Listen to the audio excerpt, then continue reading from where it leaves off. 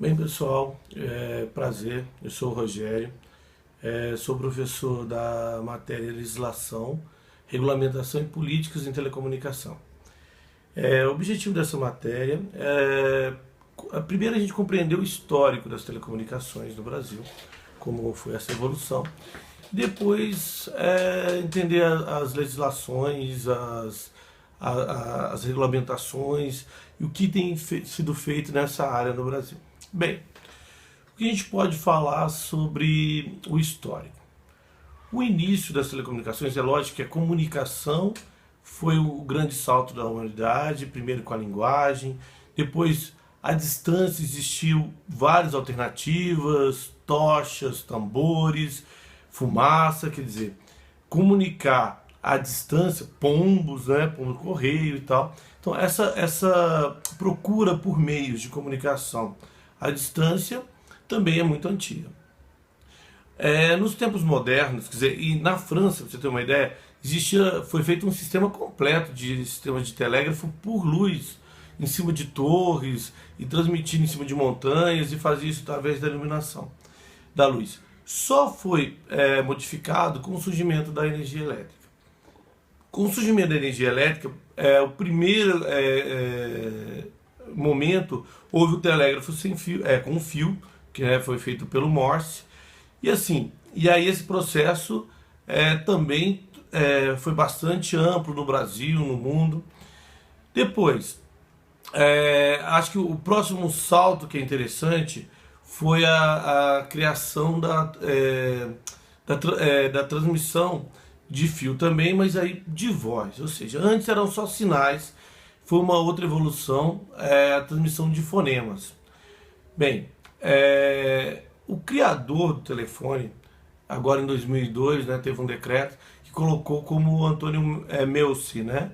Antes se atribuía a Graham Bell. Na verdade, Graham Bell comprou um protótipo do Antônio Meucci e acabou ele patenteando o primeiro telefone e só recentemente foi reconhecido a autoria do outro, né?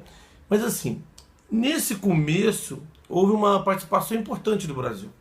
O Graham Bell havia conhecido Dom Pedro II alguns dias antes da Feira do Centenário em Boston, e aí quando houve o Dom Pedro II fazia parte da comissão julgadora dessa feira.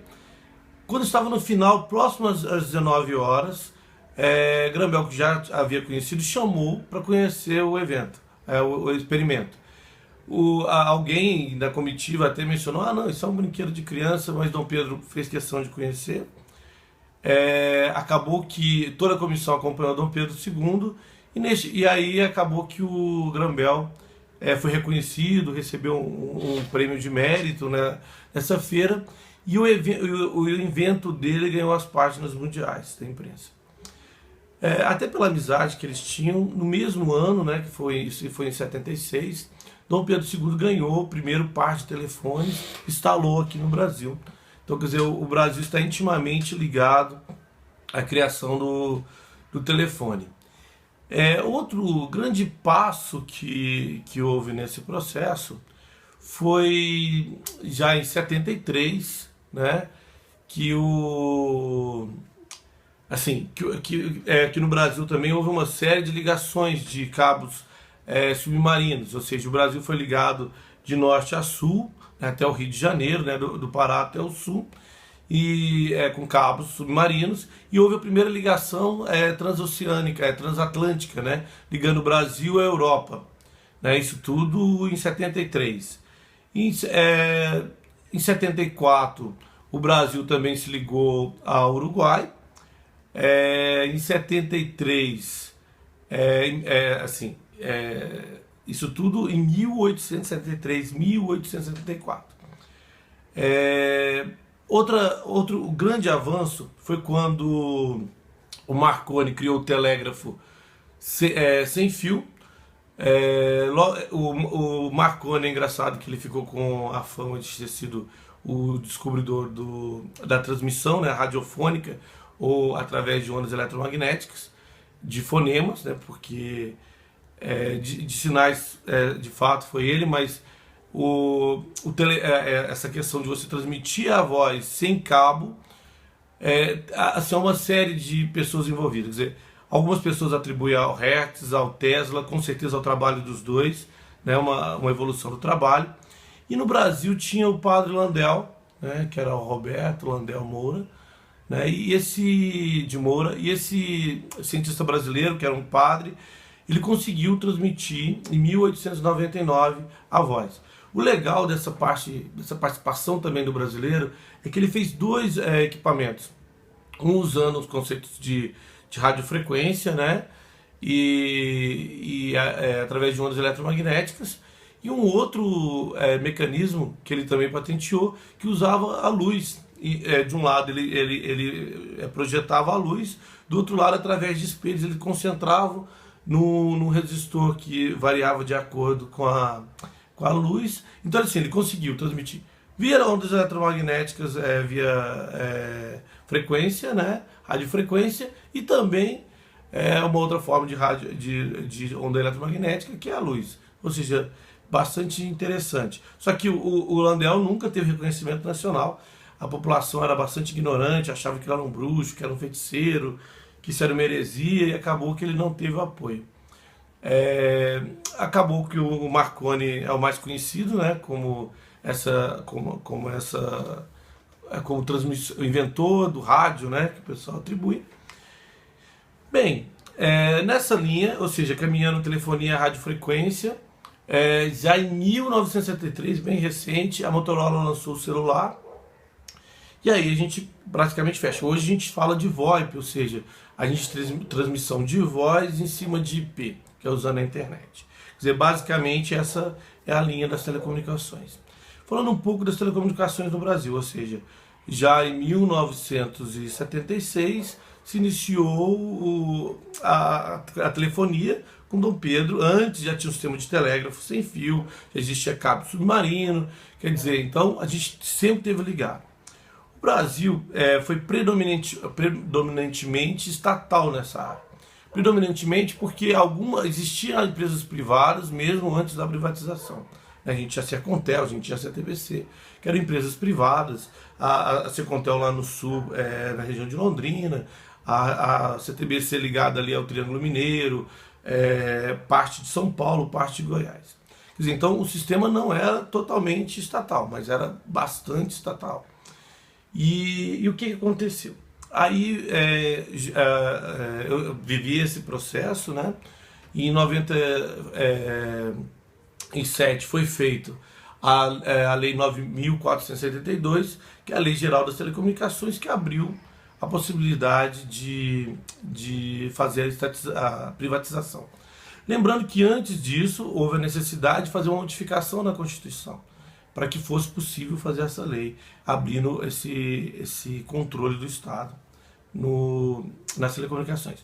Bem, eu acho interessante um capítulo que eu acho que a gente deve mencionar, porque hoje em dia existe uma certa discussão, né? Se diz que o governo anterior, né, o partido anterior, privatizou, que o governo atual faz concessões. E eu acho legal a gente comentar sobre isso, né, o que é privatização, o que é concessão, como as coisas foram feitas, e até dar minha opinião pessoal sobre o assunto. Então, nós temos primeiro, não tem como comparar privatização com concessão, porque concessão é uma das formas de se privatizar. Por que eu digo isso? Privatizar é quando o governo abre mão, né, do controle que ele tem, controle direto que ele tem nas empresas, e passa isso para a iniciativa privada. Uma das formas que pode ser feito isso é através de concessão. Então, está correto quem diz que o governo passado, o governo do partido passado, né, porque já teve governo nesse partido, privatizou, porque de fato privatizou. Mas a privatização foi feita através de concessão, como é feito hoje. Quer dizer, então, foi concessão lá, como foi concessão aqui, e, a minha opinião, de fato, tanto necessário naquela época como necessário hoje. Quer dizer, naquela época o governo não tinha dinheiro para investir pesado em telecomunicações. É uma área que o desenvolvimento tem sido muito acelerado e que o montante de recursos necessários de investimento é muito grande. O governo não tinha esse dinheiro. então uma alternativa para que nós continuássemos evoluindo. Quer dizer, já existia já a necessidade de internet, já existia a necessidade de celular, e a gente estava muito atrasado. Para você ter uma ideia, como falei, como eu vivi essa época, as pessoas compravam uma linha telefônica e ficavam esperando por anos para ter o direito à utilização. Ou comprava-se um celular, levava o aparelho para casa e ficava esperando o sorteio da linha. E isso era uma coisa tão absurda que, assim, além de limitar o crescimento do país, às vezes acontecia de, por exemplo, alguém tinha uma linha e queria revender, né? Vendia ela por preços absurdos, às vezes o preço de um carro, porque só em determinadas regiões era impossível se comprar uma linha. Da mesma maneira, existia um mercado de aluguel dessas linhas. Eu mesmo cheguei a pagar quase um salário mínimo por aluguel de uma linha aqui em Brasília, quando eu mudei para Brasília. Então, assim, existia um mercado paralelo, tanto de aluguel como de venda de linhas, e uma dificuldade tremenda. Então, com a privatização, né, primeiro que o governo arrecadou só até 2002, entre o início das privatizações e 2002, só nessa área de telefonia, 31 bilhões de dólares. Até passei o link para vocês, vai estar no nosso ambiente virtual, o link do BNDES, que nos mostra exatamente isso, né? Como descreve todo esse valor que foi arrecadado com as privatizações do sistema telecom, do sistema Telebrás. E o interessante é o seguinte, ou seja, o governo arrecadou somente com a privatização, né, e com os planos de outorgas das bandas seguintes até 2002, 31 bilhões. Fora tudo que ele ganhou, né, ele deixou de gastar uma montanha de dinheiro de investimento. Se calcula algo em 100 bilhões de investimentos que as telefônicas fizeram nesse mesmo período, para todo o crescimento, para toda a modernização que foi necessária. Voltando até o assunto de privatização, de fato foi uma concessão e não foi uma venda, porque além de estar prevista o final dessa concessão, ou seja, foi licitado por um período, ao final as empresas devolveriam os bens reversíveis. Bens reversíveis eram as propriedades, a rede, os equipamentos que elas adquiriam. Bem, a gente tem observado, a gente já tem notado, que algum desses bens reversíveis foram vendidos pelas operadoras, até com a permissão da Anatel. O que para mim é horrível, porque na realidade isso é um patrimônio do povo brasileiro, é um patrimônio do governo, faz parte da União e não das empresas que são concessionárias do serviço de banda larga, do serviço de telefonia.